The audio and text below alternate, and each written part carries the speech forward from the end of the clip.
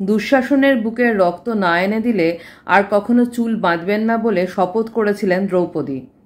তবে শুধুমাত্র দ্রৌপদী নন, মহাভারতের আরও কয়েকজন নারী চরিত্র ছিলেন যাঁরা তাদের অপমানের প্রতিশোধ নিয়েছিলেন ভয়ঙ্করভাবে।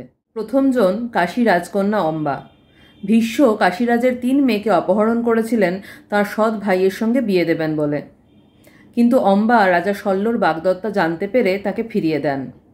এদিকে রাজা শল্য অপহৃতা কন্যাকে বিয়ে করতে চান না। আবার ভীষ্ম চিরকুমার থাকার প্রতিজ্ঞা নেওয়ার জন্য তিনিও অম্বাকে প্রত্যাখ্যান করেছিলেন। তখন রাগে ক্ষোভে অপমানে অম্বা প্রতিজ্ঞা নেন যে তিনি প্রতিশোধ নেবেন। তখন মহাদেবের তপস্যা করে অম্বা এই বর পান যে তিনি পরের জন্মে ভীষ্মের মৃত্যুর কারণ হবেন।